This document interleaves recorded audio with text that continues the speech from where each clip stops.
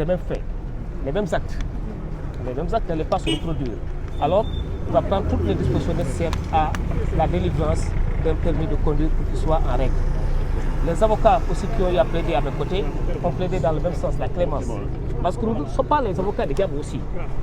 Nous sommes là pour défendre notre client dans la mesure possible. Ce qui est possible aujourd'hui, c'est qu'une application bien faite de la loi devrait se faire quand même à son profit. D'autant plus que je l'ai dit tantôt, il a reconnu les faits, il a présenté ses plates excuses, étant entendu que c'est un délinquant primaire quand même très convaincant. Dans la mesure où Sidi Diop a fait preuve d'humilité. Un des enquêteurs m'a confié que le sieur Sidi Diop est une personne très humble. Dans la mesure, lorsqu'il a procédé à son arrestation, il n'a pas eu à se présenter ou à mettre en avant sa qualité d'artiste, connu et reconnu, mais tout simplement il a eu à présenter plutôt les pièces afférentes à la circulation du véhicule. Alors parmi lesquelles pièces, il y avait une assurance, une police d'assurance quand même, qui n'était pas la bonne. C'était une fausse police d'assurance, mais on lui a délivré cette police. Là, l'enquête qui va se poursuivre certainement va déterminer cette personne-là qui a eu à remettre cette police d'assurance. À tout état de cause, il est de très bonne foi, et donc tout à l'heure, la base du tribunal, il a mis en avant sa bonne foi. Vous avez entendu les réquisitoires des procureurs et vous aussi vous demandez une dispense de peine. Pouvez-vous avoir bien? Oui, bien sûr, dans la mesure où vous savez que c'est vrai que tout au début de l'audience, le procureur de la République a posé des questions très pertinentes, allant dans le sens de rappeler le prévenu quand même à la raison, à l'ordre. Comme quoi il est hors de question pour lui quand même, qui est un chanteur reconnu et connu, de ne pas avoir en possession de lui toutes les pièces afférentes à la circulation de son véhicule. Et c'était important. Mais elle a fait à la longue, lorsqu'elle a pris son réquisitoire, elle a demandé l'application de la loi. Certainement, elle a eu à prendre en compte la bonne foi du sieur Sidi Diop, mais également sa modestie. Et en l'espèce, je l'ai dit tantôt, nous pensons que la loi devrait s'appliquer de sorte que, en pareille situation, le prévenu puisse quand même bénéficier d'une application bien vers la loi pénale. Pourquoi pas un sursis. Et tout à l'heure, le président du tribunal, en tout cas, a eu à mettre l'affaire en cours d'audience, de délibérer, donc sera vidé dans les quelques heures. Et à partir de ce moment, on va aviser. D'accord. waaw léegi nag yéen a ngi woon ci salle bi ay 5 avocats la ñu woon may gërëm samay confrères yi maître Aline Badara Fall, maître Abdoulaye Tall, maître Khadim Kébé représenté maître Bamba Cissé ak maître Adama Ndiaye également plaidé nañ ci dossier bi. Bon ñun ni bi ñu plaidé sànq wax nañu tribunal que ne Sidi il est que vrai que juum na nu mu juumee mooy dafa dawal te yorul permis de conduire. En plus assurance bi baaxul woon mais si côté assurance bi nee na ki ko jaayoon oto bi moo ko joxe noonu assurance bi ak passe avant bi loolu du coobareem bon en tout cas defarul assurance bi lu ñu ko mën a toppee rek mooy permis sans conduire da doon dawal oto te yoroon permis te biñ ko laajee aussi dafa ne dafa bëggoon reeri ji chauffeur bi nag dafa absenté woon ci la profito dawal oto bi gaa distance bi soriwul ay quelques 500 mètres amul woon benn intention pour dem ci sori wala def naka si loolu. bi ko gendarme bi arrêté nag si à hauteur rond-point Pikine bi si Elton bi fu mu nekk alors ci lañ ko contrôlé à l'issue du contrôle nag gendarme bi dañ jàpp ne amul woon permis amul woon assurance ci kaw loolu nag procureur nee na li nga def nii waroo ko defati parce que du yoon vu sa statut chanteur la ñëpp la xam da nga war a joxe bon exemple parce que xale yi aussi dañuy roy si yow moom aussi wax dëgg yàlla ku humble la ku maandu la à la barre gis ngeen ko lu mu taxawee taxawaay bu correct la taxawee mais carrément amuloon benn intention pour dawal oto sans pour autant mu yore permis ak fu assurance. yéen a ngi demandé dispense de peine. waaw dégg ngeen tamit réquisitoire procureur. effectivement ci kaw loolu procureur dafa laaj que ne moom dafa sakku yoon appliqué wu yoon def liggéeyam bon ñun nag bi ñuy jëlee parole dañ ne yoon moom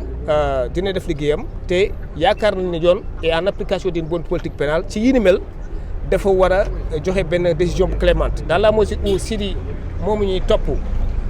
dawal sans permis ak yore faux assurance moom amul woon benn coobare amul woon benn intention dawal oto te assurance yi baaxul permis bi moom reconnaître na ko nekk du amati bu jógee si lii incha allahu rabi dina ut permis te maa ngi bëggoon préciser si kii bi si assurance bi dañ ne faux la mais waa ji ko jaay oto bi noonu la ko joxee donc xamul woon faux la man ça à la barre laaj naa ko est-ce que Sidi boo xamoon ne faux la di nga ko jël mu ne ma non du ko jël ma ne ko encore est-ce que boo xamoon ne faux la gendarme bi bu la laajee kayit yi est-ce que di ko présenter mu ne ma non mais mieux encore gendarme bi ci boppam nee na Sidi vraiment ku modeste la dafa wàccee boppam parce que contrôle routine bi bu amee mais mënoon na ne moom artiste la voilà mettre en avant quel type artiste doog a joxe papier mais defu ko comme ñëpp dafa joxe papier yi te à la barre vraiment macha allah dafa am taxawaay bu rafet bu baadu bu correct nee na ci kaw loolu nañ ko jéggal du amati incha allah rabi. waaw permis boobu dañ ko joxoon Gambie lañ ko defaree permis boobu may na ko aussi mu dawal oto fu mu ko neex mais vous savez aussi fii dafa am législation boo xamante ni c'est très particulier dafa ay conditions yoo xamante ni permis noonu nga ko war a yoree pour mun a dawal ici au Sénégal de toutes les façons soriwuñ si point boobu ce qui est constant c'est que amul woon permis parce que permis Sénégal fii gendarme moom lañ ko laajoon mais du moment amu ko dañuy jàpp ne conduite sans permis bi encore que une fois permis bi muy wax nekkul woon ci moom dafa ne permis bi dafa amoon ku ko sàcc et effectivement wax na dëgg amoon na permis international mais dañ ko sàcc ci kaw loolu aussi malgré tout quand même dawal na oto bi sans permis bi ñu ko arrêté aussi nee na carrément bu doon permis te assurance bi bi ñu ko laajee gendarmerie nee na assurance bi baax na mais finalement bi ñu defee réquisition laaj assureur bi dañ ne assurance bi baaxul. maa ngi leen di gërëm jaajëf.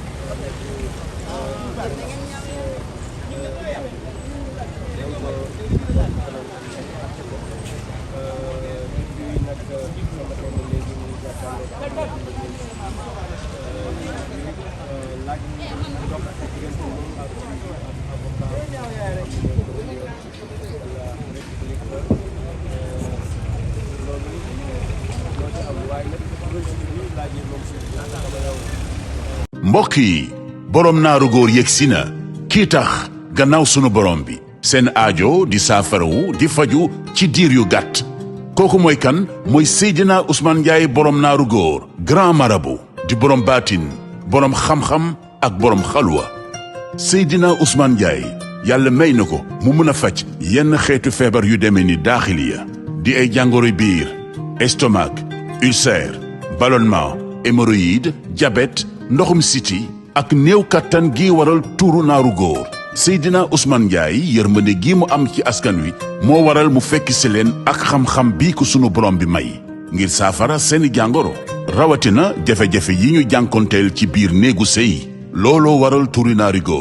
góor garab la buy faj di yokkaale puissance maanaam kattan moo xam fu seeni at mën di tollu nag ak bépp feebaru suukar bu nekk ci seen yaram Seydina Ousmane Ndiaye naaru góor boroom xalwa boroom kurus mi ngi fii ci Nord Foire à Dakar arrêt 34 jàkkaarloog terrain de basket bi bu dee Kaolack nag mi ngi jàkkaarloog banque CBAO bi Mérina ci wetu daral bi mën ngeen a jokkoo kabineem ci numéro yii 78 582 64 54 wala 76 019 19 19